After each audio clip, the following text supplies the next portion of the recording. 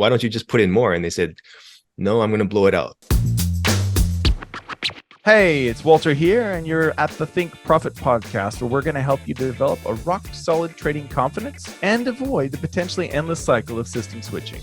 Right, Hugh? That's right. We're going to help you develop a wealth mindset, develop a trading strategy that fits your core personality, and help you overcome the obstacles that stop over 90% of traders. All right, Hugh, sounds good. You ready to go? Yeah, let's do this. Hey, Walter, I thought we could talk a little bit about Optimal F. I know we discussed this on a previous version of the podcast, but maybe we could talk about it on this one. What is it? How does it help? What are the downsides, maybe? So this comes from the approach of Optimal F is basically answering the question, what is the maximal amount to bet so that you get the maximum returns? And that's the only question that it's answering. And so in certain games, it's real easy to find that, like in what they call closed systems, like in blackjack or games of chance like that. There are issues though with the markets because we have things like gaps. You can get gapped over your stop loss, whether it's a physical stop loss in your platform, like it literally in your platform, or a mental stop loss. So you have these issues where your risk is beyond what you initially thought it was, and then beyond that, or broker risk, right? Mm-hmm. There's all kinds of risk. You have broker risk. What if the broker goes down, the exchange goes down? What if you get gapped because the market goes so fast you get slipped? There's all these things, right? So there's these other variables that are kind of like outside the system, so to speak, which is not necessarily the case if you're just playing roulette or something like that. Mm-hmm. Well, roulette has a negative expectancy, so you wouldn't play roulette. But yeah, you know what I mean. So yeah, So if you're trying to answer the question, how do I maximize my returns?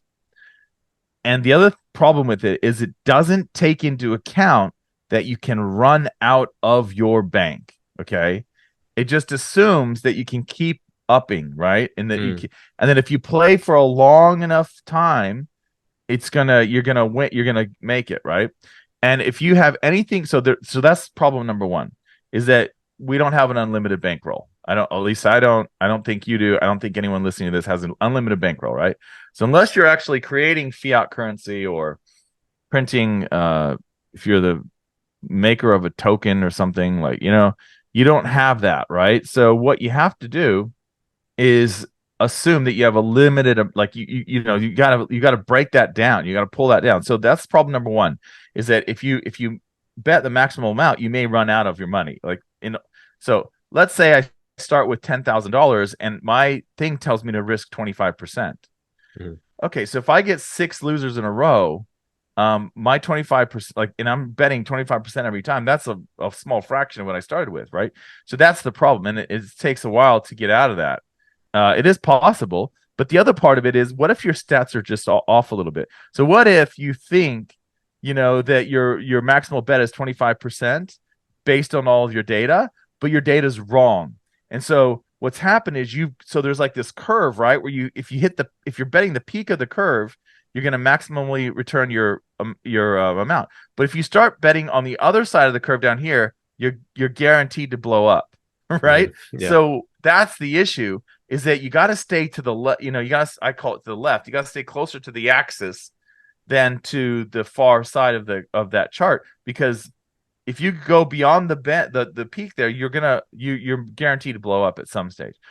Those are the two big reasons I have for why it's tricky, right? Mm-hmm. And then there's SafeF, and there's all kinds of iterations that are based on that. But yes, you're basically trying to do that by trading Optimal F, is maximize your returns, and you don't care about drawdowns. So like Larry Williams, the classic story, Larry Williams is basically trading a version of Optimal F, and he had worked his $10,000 over the course of this year, the trading contest, to 1.1 million. But he was actually, no one talks about that, he was in a $900,000 drawdown. So he hit 2 million, and then that month, or that last 6 weeks of the contest to December, the end of December, he actually was in a massive drawdown because he was using Optimal F. So, or not, he wasn't using Optimal F, but he was using a derivation of it. So yeah, so that's it. I mean, you got to deal with massive drawdowns. You could potentially blow up because you don't have unlimited bank, and if your stats are wrong, you're probably gonna get in deep trouble. So you got to almost be a little bit more conservative, right?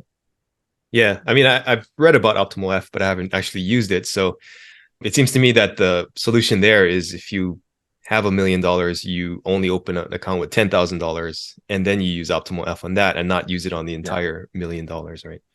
Exactly. That's exactly right. Yeah.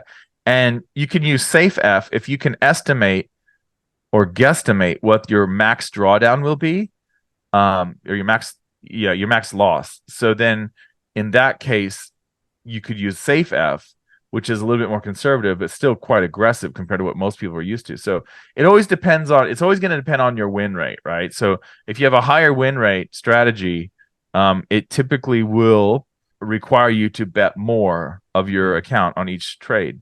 So yeah, it's tricky. Yeah, it's really interesting, I guess. But yeah, what you're saying is what most smart people will do. They'll just break off a bit and they'll say, okay, look, I'm going to risk my standard fixed fractional 1.35% on my big account, and on the small account, I'm going to get really aggressive, and I'm going to use, SafeF or whatever, and I'm going to try and work this up.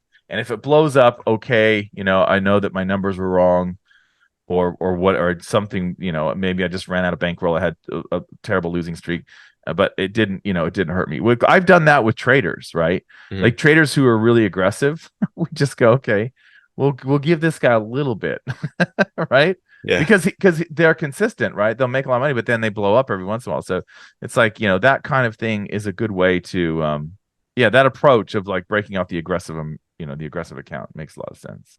Yeah, and then just withdraw. Make sure you withdraw, right? And start all over again. Yeah, in fact, the trader I'm thinking of, he convinced his clients to withdraw every day. Like that's what it was. He was like, okay. And so when we were working with him, we were like, okay, like this is crazy, man, And so we're like, okay, you can have 2% and just go hog wild, right? That sort of thing. But yeah, that was his approach. He literally every day. So he traded New York Open, and every day he was that consistent, right? Like he was that good. But once in a while, I was like, oh, it's all gone. Right. So yeah. I met one woman, and I know of another woman who could basically almost double their account every month, right? But the key was that they were trading $5,000 in their account. And I said, why don't you just put in more? And they said, no, I'm going to blow it out. So I'm just going to do that. I'm going to double my account, take the money out, and then keep that on the side, pay for my living expenses, and then just, do it again every month. And then one woman actually got more money. I think somebody got her like $500,000 or something. And then she almost blew that out because it was, really risky the way she was trading, I guess. Yeah. So yeah, it's so crazy, isn't it? I mean, like you see those. It's like when you see those equity curves, like those signal trader providers, and it's like a perfect 45-degree angle, and you're like, I know how this is going to end. Like this is this is so. It smells like martingale. It looks like martingale or whatever. You know what I mean? I'm not saying that the people you're talking about trading a martingale. The guy I know didn't trade martingale, but like you see, it's like you see that in like I can just imagine a newbie trader going, oh my gosh, I only have to pay $100 a month and I can, attach these signals to my account. It's like perfect 45-degree angle. And then of course, a month later, it's just like, yeah.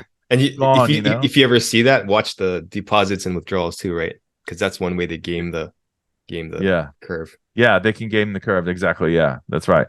So they make their winners look way big, or the percentage basically goes up. Yeah. On the wins. Yeah. All right, cool. Thanks, Walter. Thanks. All information in this podcast is for educational and informational purposes only and is not trading or investment advice.